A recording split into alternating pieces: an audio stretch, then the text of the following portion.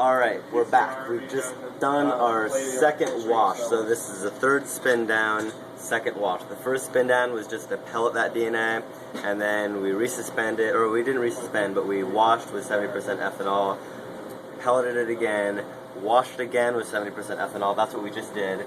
And, whoops. And now we're going to ditch that wash supernatant, which is all that fluid. And again, our pellet is still at the bottom right there. So, like we did before, we're going to open up our tube. Pour off our supernatant into another tube so that if we lose it, we can recover our pellet. Just going to hold it upside down for a couple seconds. So we're good to go. Ditch that. And then I'm going to wash this time with 100% isopropanol. And that's just going to suck all the moisture out of that pellet and give us just DNA, so that when we do resuspend it with water, we're going to have literally only water and only DNA. And that's going to give us a great mini prep to make libraries out of. So I'm going to open up my 100% isopropanol. And a couple videos ago, you saw that I dropped a little bit of this ice water in there, so I contaminated that. So this is a new thing of isopropanol. You don't want to play with any of your stocks. If you ever have anything contaminated, even if you suspect something has been contaminated, get rid of it. It's not worth it to play with your experiments.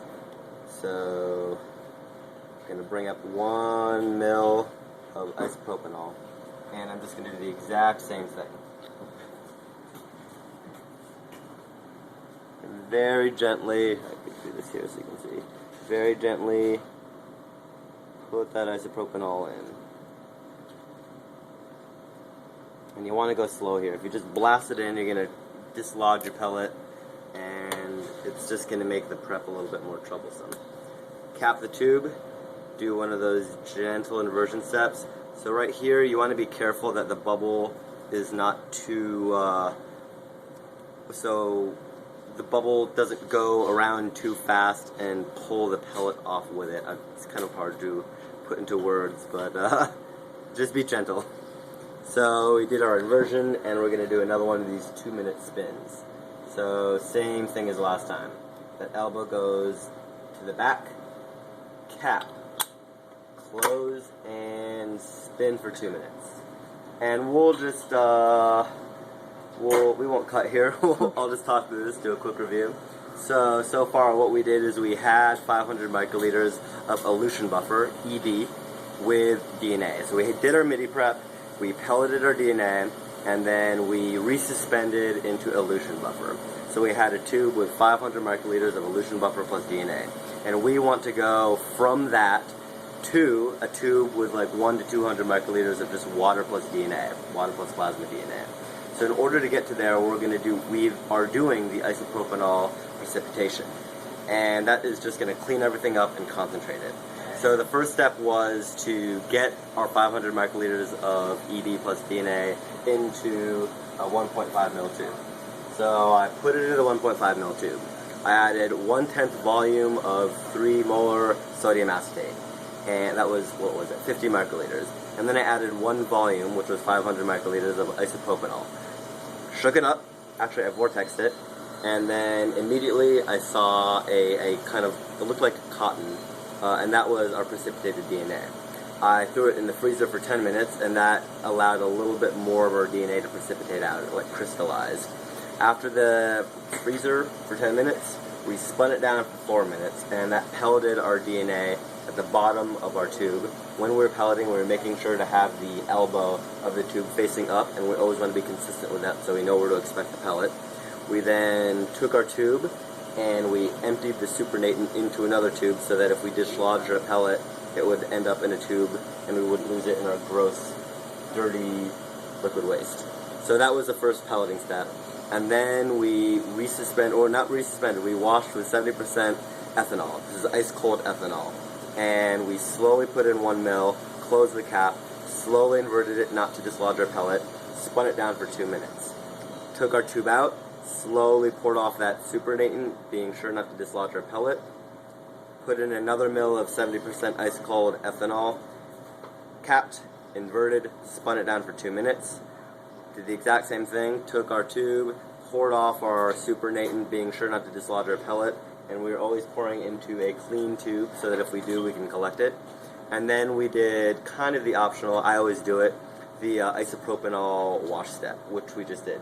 So I not resuspended, I want to say resuspended, this is a wash step. So we washed with 1 ml of 100% isopropanol, again, all ice cold, capped, slowly rocked, spun down for 2 minutes. We just finished that. So we're going to open our centrifuge, take out our tube, and we should still see that pellet right back there. So we're good to go. And I'm going to grab an empty epi tube so that if I do dislodge my pellet, I'll be able to collect it. And then I'm going to turn it upside down, let it drain for a couple of seconds. And I don't know if we can see that that pellet right on top. Does that come out? Mm-hmm. Alright, cool. So now we need to dry this. So let that stay open for a couple of seconds. I can ditch this. And what I like to do sometimes is just get like a P200 and try to pull off as much of that isopropanol as I can. So set my P200 for max volume, which is 200 microliters, and I'm going to try to aim my P200 away from the pellet. So I'm just going to go in, and I'm pulling up just a couple microliters, and I just got a little bit, but that's okay. And now what we're going to do is we're going to dry this out in the incubator. So I'm going to cap, I'm going to flick it a little bit, and what I'm trying to do is you can see my pellet is now right there. I wanted to get it out of that corner, and I know there's a bunch of alcohol over the place, so I want to try to spread that alcohol as far around the tube as I can. So now there's our pellet, very clear to see right now. It's a lot of DNA. And we're going to go over to the 42 degree. Actually, I need to get a Kim wipe.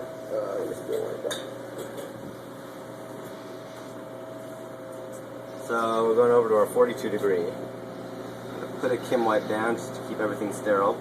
I'm going to put my tube open, and I'm just going to let it sit there for, I don't know, 10-15 minutes. And all the alcohol that's in there will hopefully evaporate, and we're going to have a totally dry pellet, which will then resuspend in water, which we can then play with, digest, process further for whatever we want.